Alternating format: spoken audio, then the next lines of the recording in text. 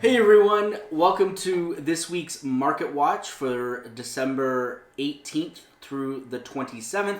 I'm Jason Zwolak of the Zwolak Group with First Team and Christie's International Real Estate. I hope you all are having a fantastic week and had an amazing Christmas. We're still in the spirit here in our house. It was an awesome time. Easton was bouncing off the walls, but all in all was a fantastic day had by all of us. So hope you and your families had a great are having a great holiday as well.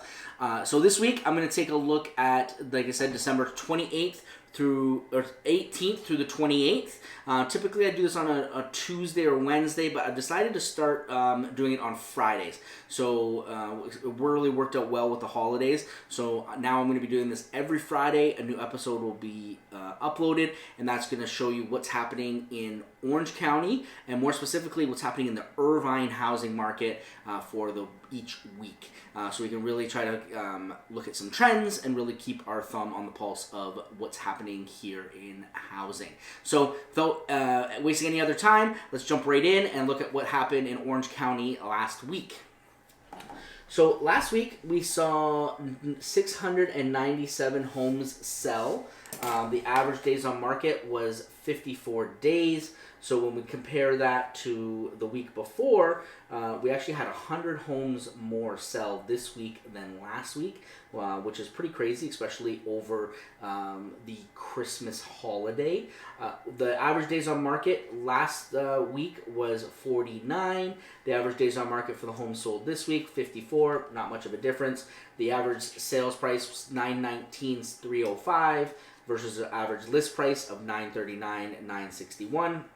for a list sold average of 97.8%. So we did see a little bit of an influx here with homes sold, but especially when we're looking at this time of the year. As we move into the new year, these numbers should stay steady. As we move throughout 2020, we'll see that active inventory will increase.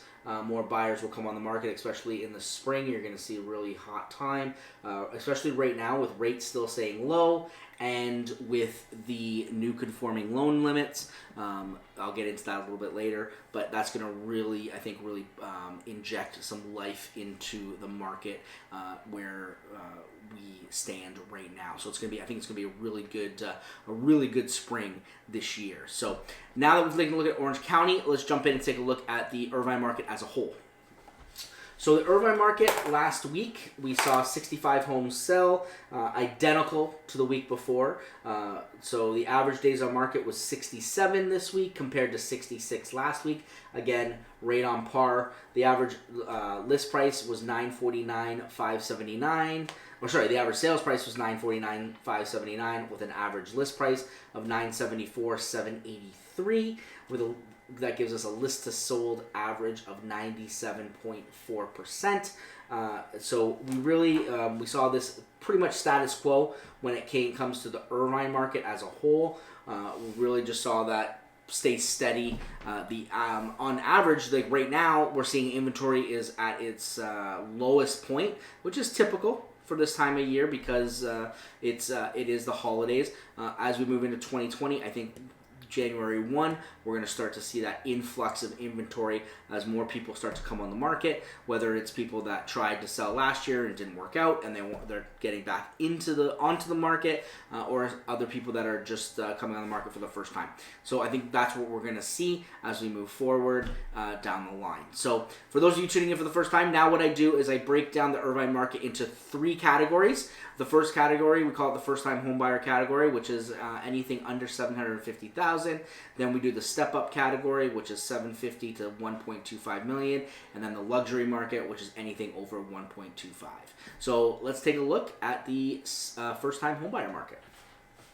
So our first-time homebuyer market, which again is anything under $750,000 in Irvine. Currently, there are 101 active homes on the market with an average days on market of 80.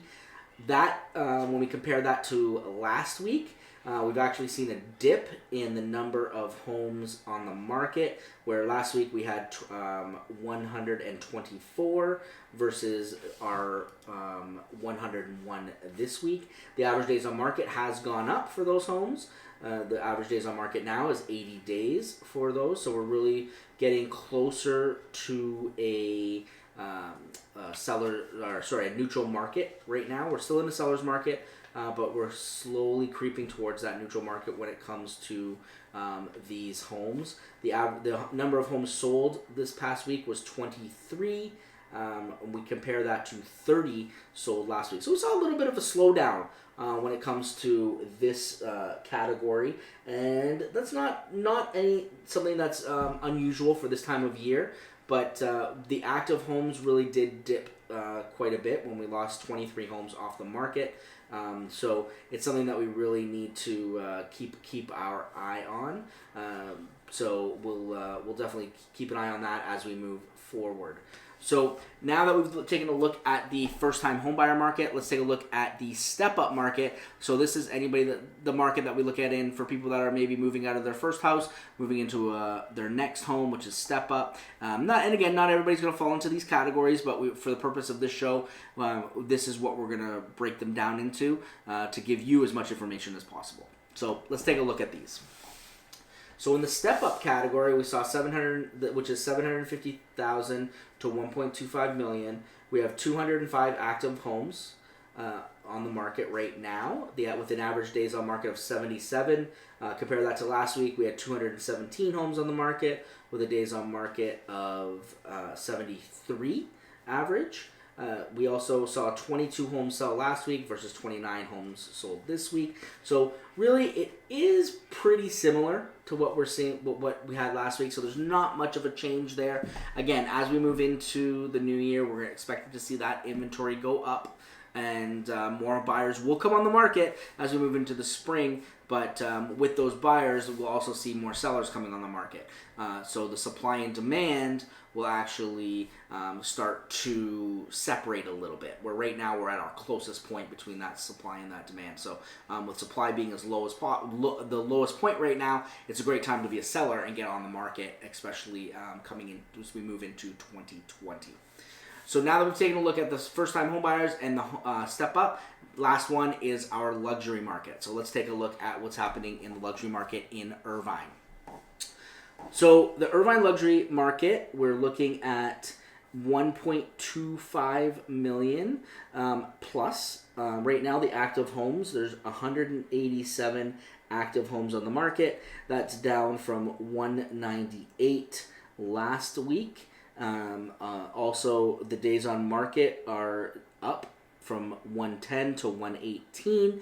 And again, typically we see that there's going to be a higher days on market for these. The average days on market and the average market time for the luxury side is typically higher than the others. And it's simply because your buyer pool is smaller. We talk about it each week, but the higher the price, the smaller your buyer pool. The smaller your buyer pool, typically the longer it's going to take to sell. So just keep that in mind as you come onto the market, and if you're thinking about selling your home. Homes sold 13, same as last week. So the number of homes sold was identical to last week, but we did see some difference in the active and the average days on market. So the market as a whole is really, really solid right now. Like I said, inventory is very low and demand is up. The average days on market is down from last year, which is always a good thing. So for those sellers, you really want to get into the market now if you are thinking of selling. Jump on it right now, because it is a great time to get your house on the market, get it sold, get top dollar.